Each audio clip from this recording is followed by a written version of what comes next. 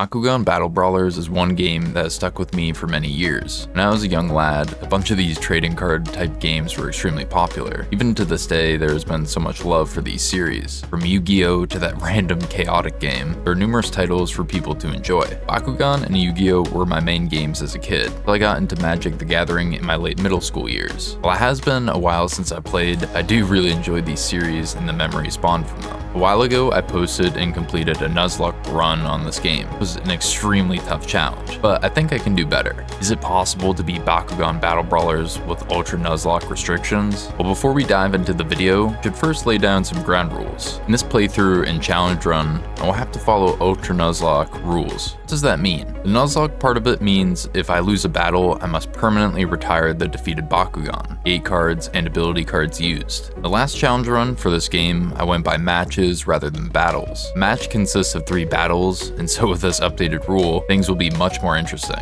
The Ultra part means that everything has to be stock. No upgrading, Bakugan G-Power, endurance, or speed. Just with these 2 modifiers, things will be very challenging. I know that later on, once opponents get their souped up Bakugan, being 200 plus G-Power below is going to make things much more interesting to say the least. Gate cards and ability cards are impacted by the Nuzlocke aspect, as mentioned earlier. Because of this, I need to remain vigilant at all times. Once a Bakugan is lost, it's gone for good. I must beat the entire game. There are multiple tournaments and enemies to take down, so we will have to conquer them all. Glitches and or exploits are allowed, so watch me cheese some things. Make sure to smash the like button, comment, and subscribe. Now let's get into the video. Before jumping into the actual run, I spent some time doing practice battles just to get reacquainted with the mechanics. It has been a while since I last played Bakugan. This is one of those games where even a small amount of rust can completely change how fights play out. I'll be playing on the Nintendo Wii, so you may notice the cursor acting a bit strange or drifting at times. That's just part of the Wii version experience. Honestly, it fits the chaos of this challenge perfectly. With all that out of the way, let's begin.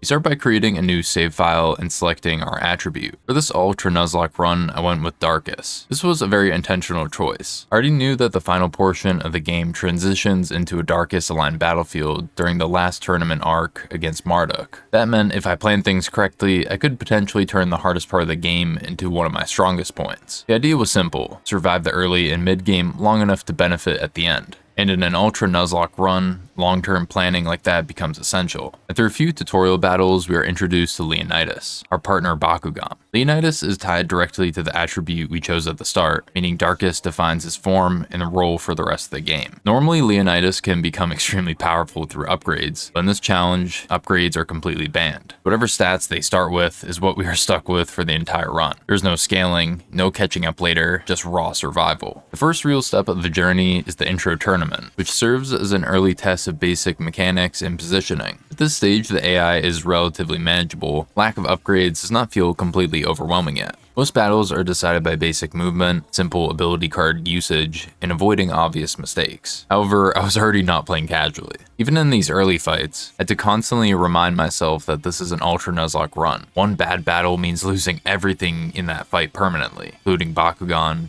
gate cards, and ability cards. That means every decision carries immediate weight. So instead of playing aggressively, I focus on consistency, safe wins, clean positioning, and no unnecessary risks. It might not have been flashy, but it did work. And I made it into the intro tournament without any losses. Next up is the Aqua Supreme Tag Team Tournament, which introduces 2v2 battles. For this tag team tournament, we were paired with Dan and his legendary Dragonoid Bakugan. This is where the run starts to feel more dynamic, because now you are managing 2 Bakugan across alternating turns, while also dealing with more complex battlefield setups. For this section, I leaned into a strategy I would use throughout the run. I tried to match my Bakugan choices to the current arena attribute whenever possible, since attribute advantages directly affect battle performance and minigame outcomes. As Leonidas is our main Bakugan, and losing him means game over, I decided to have 3 Bakugan for whichever specific arena I was in this case Aquos. The early rounds were relatively straightforward, but I still had to be careful not to get overconfident. Even with a teammate, the Ultra-Nuzlocke rules means you cannot afford to take unnecessary risks. Didn't help in this one match, Dan lost 2 battles in a row, nearly costing the entire run. Thankfully, since it wasn't ours and we cannot help our teammate, it is not counted against us, as I literally have no control of any actions. Thankfully, we did end up winning that battle. As As the tournament progressed, we started running into stronger opponents, including signature Bakugan from the main cast. These fights required more attention and better timing, but by staying disciplined and focusing on safe engagements, we pushed through steadily. While the matches are playing in the background, I would like to take a minute to talk about a few things. First is that I'm very grateful for all the support on the first Bakugan video I posted. I was really surprised but happy to see people enjoying it. I thought it was going to be a bit more niche, and so I was blown away by the support. This and the subsequent Bakugan videos I wanted to make to thank you guys for your love and helpful comments over the years. Next is that I won't be covering everything in this video. As this challenge was hours long, I'll be focusing on the important, tough, and interesting moments. If you are curious to see the full challenge run and others I post, head over to the Twitch and Voz channel. I stream regularly on Twitch and post the streams and highlights over on the Voz channel on YouTube. Make sure to hit the like button, comment, and subscribe to help support me in the channel, alongside pushing the video to others who might be interested. Thank you guys for being awesome, and now let's get back to the video. The final match of the tournament was the closest by far, but by carefully managing positioning and taking advantage of key openings, we secured the win and moved forward as champions. Then we reached the Subterra tournament, and this is where the difficulty spikes hard.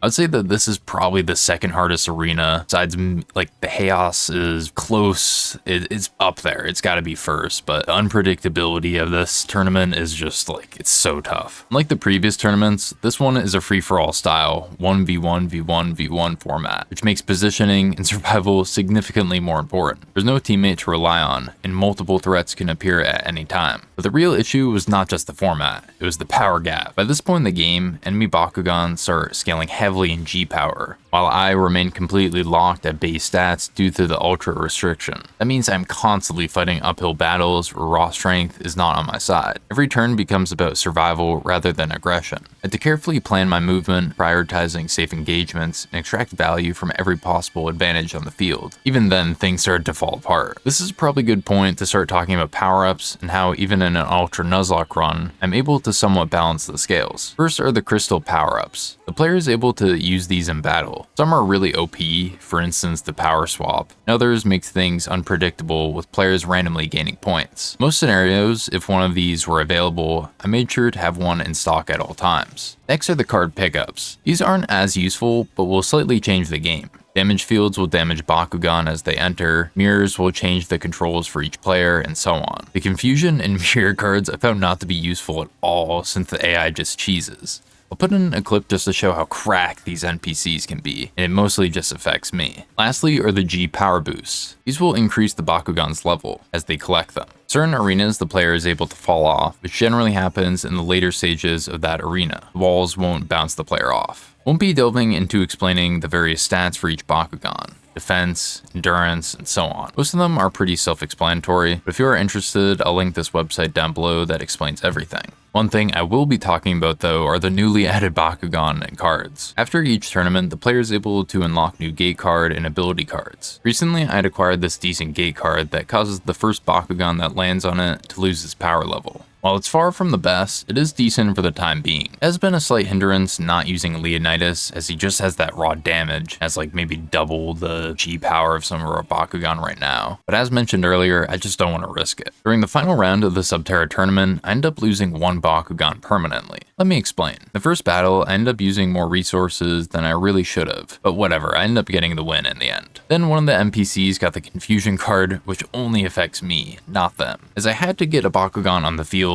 as I needed some presence, I couldn't just, not do anything and let them win. I just tossed it out there only to fight Julie. Let's just say things didn't go that well. The last fight was really, really close. This fight could have turned out very differently. In the end, we emerged victorious, beating the Subterra tournament. Now, I'm gonna have to talk about a few things as the Marduk fight is playing in the background. Even though I put 2 Bakugan loss, I ended up losing only 1. Went through rewatching a few times just to make sure. I guess I was just lost in the Bakugan sauce. Regardless, we did just lose 1 in the past match. Marduk, the player, fights immediately after winning. Because of this, I was unable to switch out Falconeer, the one we lost. To be frank, I was thinking of a few things. First, if I did leave the match, switch the Bakugan, would that then mean that the others were technically lost as well? Second, does that then mean every gate card and ability card would be lost as well, rather than just the specific ones used? Well, because this was a strange situation, I ended up deciding to just continue, and afterwards got rid of the cards and Bakugan that were used in the lost battle. I realized that I would need to define the rules rules more clearly regarding the aforementioned questions. With that in mind, I'll be doing another challenge run in the near future, not losing any Bakugan, and Ultra-Nuzlocke restrictions. An even tougher challenge than this is. This run technically is over, but as I just questioned and was thrown straight into the fight, we will continue, as things can get only tougher than now. After the loss, I had to change how I approached the rest of the run. I stopped taking risks that were not absolutely necessary. Instead of trying to force advantages, focus entirely on consistency and survival. Every battle became a controlled effort rather than an aggressive push. I prioritized positioning, avoiding greedy plays, and only committed when I had a clear path to victory. The next stage is the Ventus Tournament, which is a standard 1v1 format, a much better change than the last arena.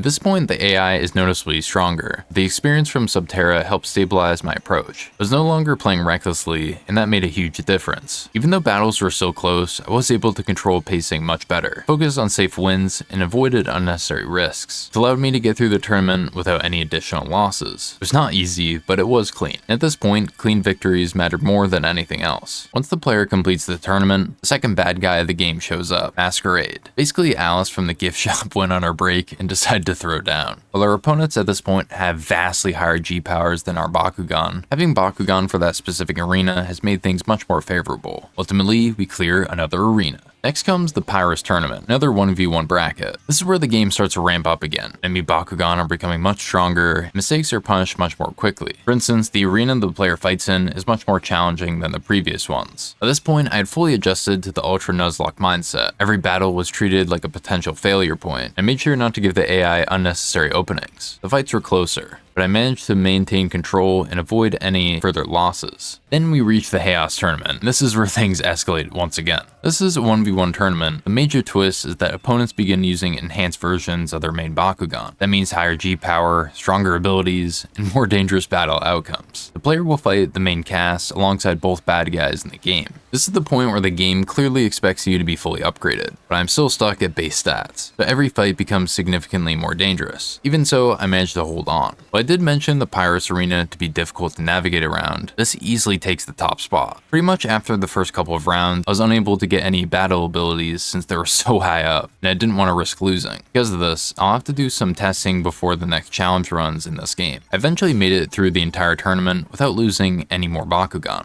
Once Marduk is defeated in the Chaos Tournament, Gladiator uses the Silent Core to change it from Chaos to Darkus. This is why I chose Darkus at the beginning for Leonidas, since I will need every bonus possible in this fight. Compared to every other fight, this one is quite unique. Players only have one Bakugan, and only one gate card is allowed at all times. Let me talk about my game plan for this specific match. Initially, I threw down a gate card that would switch out our power level before battle. Thankfully, I did because what? Yeah, bro is a solid 790. This first fight was a breeze, things were far from over. I did use this exploit that I learned from last playthrough the next couple of rounds. Basically, I would miss on purpose when placing Leonidas on the gate card. As this isn't a battle, nor does the opponent gain a win for it, it's not against the rules. This way I can avoid his Siphon ability, which drains his G power to his Battle Axe Gladiator. I haven't really talked about the music yet in this game. What better time to talk about it, as in my opinion, this is just a peak of music in this game right here. I'll let some of it play out, but it's just cool that each arena has their own themes, and who the player is fighting on changes it.